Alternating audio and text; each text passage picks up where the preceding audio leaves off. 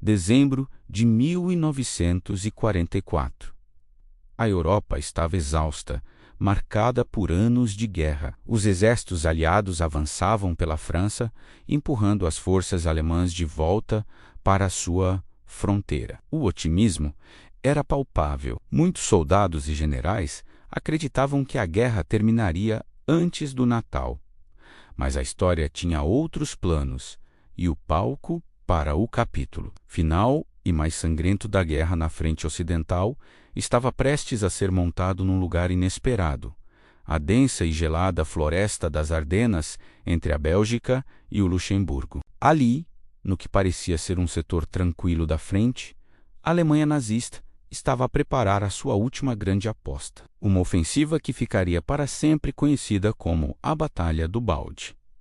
Este foi um ataque desesperado, uma jogada de tudo ou nada concebida pela mente de Hitler para dividir os exércitos aliados e virar a maré da guerra. A operação, com o nome de Código Vigilância no Reno, tinha um objetivo audacioso: atravessar as Ardenas, cruzar o rio Mosa e capturar o Porto Vital de Antuérpia, na Bélgica. Ao fazer isso, cortariam as linhas de abastecimento cruciais dos aliados e cercariam 4 exércitos inteiros. Hitler acreditava que um golpe tão devastador forçaria os aliados ocidentais a negociar uma paz separada, permitindo que a Alemanha concentrasse todas as suas forças contra a União Soviética na frente oriental. Para conseguir essa surpresa, os alemães contaram com vários fatores. Primeiro, o elemento surpresa. Eles reuniram em segredo um exército massivo,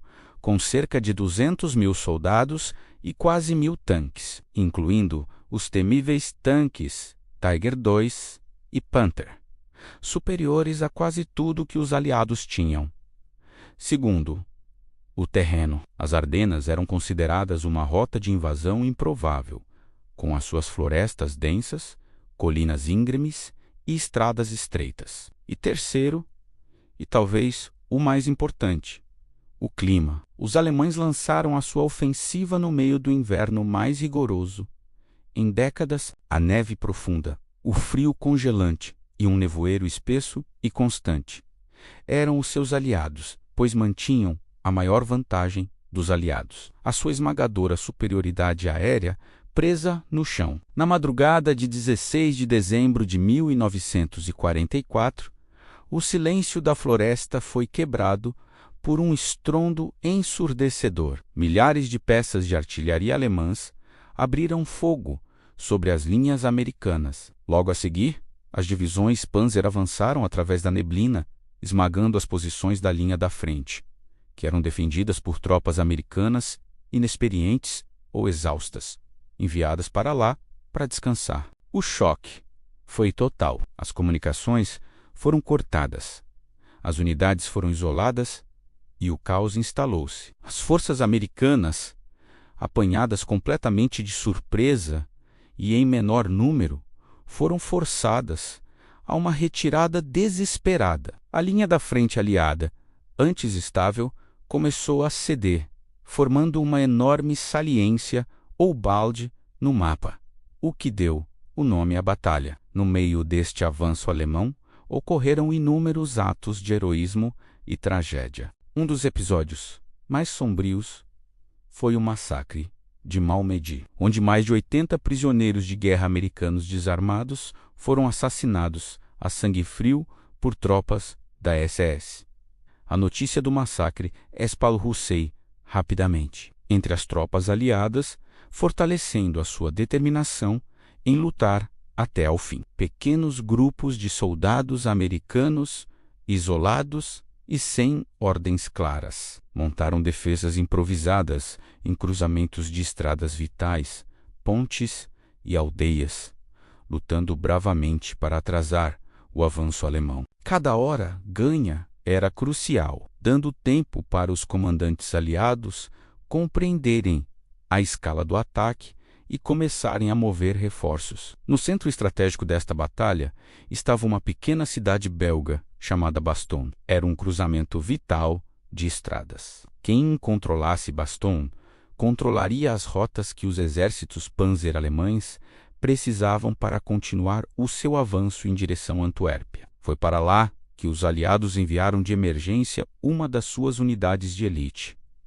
a 101ª Divisão Aerotransportada, os famosos Screaming Eagles. Mal chegaram e a cidade foi completamente cercada por forças alemãs muito superiores em número e poder de fogo. A situação era desesperadora. Os paraquedistas estavam encurralados, com pouca munição, sem suprimentos médicos, sem comida adequada e, pior de tudo, sem roupas de inverno para enfrentar temperaturas que caíam abaixo de zero. Os alemães, confiantes na sua vitória, enviaram um ultimato de rendição. A mensagem foi entregue ao comandante interino da 101ª, o brigadeiro-general Anthony McAuliffe. A sua resposta tornou-se uma das mais famosas da história militar. Quando informado da exigência de rendição, a sua reação inicial foi de incredulidade e diversão. Depois de ponderar sobre uma resposta formal, ele decidiu por algo mais direto, uma única palavra que encapsulava o espírito desafiador dos seus homens. Para o emissário alemão que aguardava a resposta, foi entregue uma nota datilografada que continha apenas uma palavra: Nutz. A palavra, que pode ser traduzida como loucura, absurdo ou algo mais vulgar, deixou os oficiais alemães confusos. Mas a mensagem era clara. A 101ª não se renderia. A resistência em Bastogne foi heróica. Sob constante bombardeamento de artilharia e ataques de infantaria, os defensores aguentaram firme, lutando por cada casa, cada rua. Eles transformaram a cidade cercada numa fortaleza inexpugnável, um osso na garganta do avanço alemão. A sua coragem travou uma parte significativa do exército alemão, atrasando todo o cronograma da ofensiva. Enquanto a 101ª lutava pela sua sobrevivência, o alto comando aliado trabalhava freneticamente para conter a crise. O general Dwight D. Eisenhower tomou uma decisão ousada. Entregou o comando de todas as forças americanas a norte da saliência ao marechal de campo britânico Bernard Montgomery e as do sul ao general Omar Bradley. E foi aqui que outro general americano lendário entrou em cena, George S. Patton.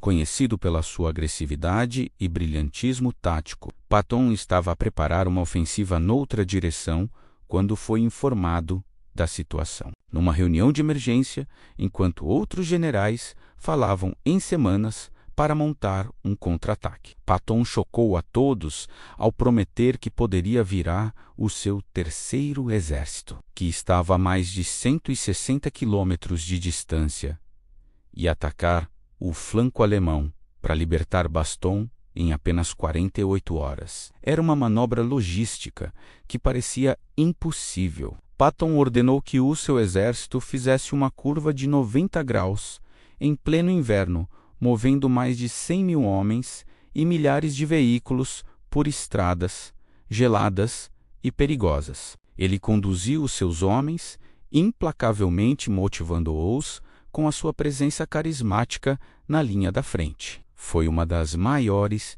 e mais rápidas movimentações de tropas da história militar. E então, logo depois do Natal, aconteceu o milagre que os aliados tanto esperavam. O céu, que tinha estado coberto por um nevoeiro impenetrável durante mais de uma semana, finalmente clareou.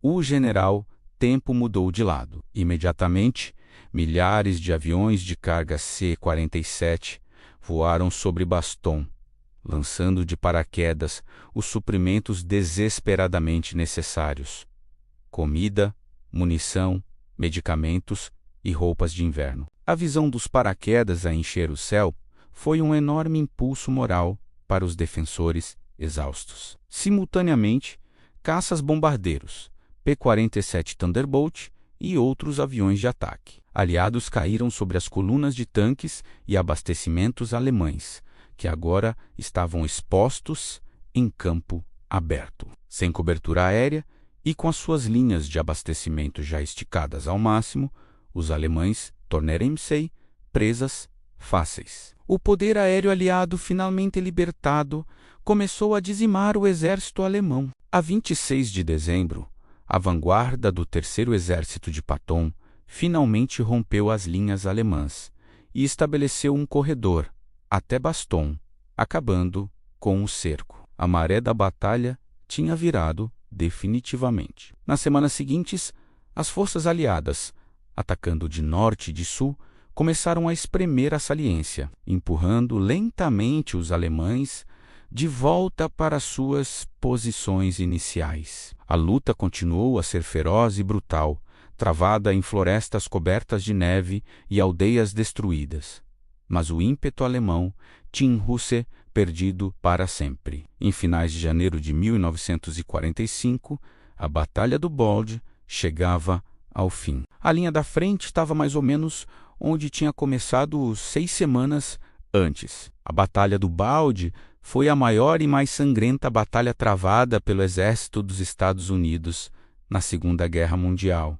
O custo humano foi terrível. Os americanos sofreram mais de 80.000 baixas, incluindo cerca de 19.000 mortos. As perdas alemãs foram ainda mais catastróficas, ultrapassando a 100.000, mas o custo para a Alemanha foi muito além dos números. Naquela aposta desesperada nas Ardenas, Hitler gastou as suas últimas reservas estratégicas de tropas de elite, tanques e combustível. A Luftwaffe foi dizimada. Depois da Batalha do Bulge, o exército alemão na frente ocidental era uma força destroçada, incapaz de lançar qualquer outra grande ofensiva. A batalha acelerou o fim da guerra na Europa. Menos de 4 meses depois, a Alemanha rendeu-se incondicionalmente. Hoje, a Batalha do Bulge é lembrada como um testemunho da resiliência, coragem e sacrifício dos soldados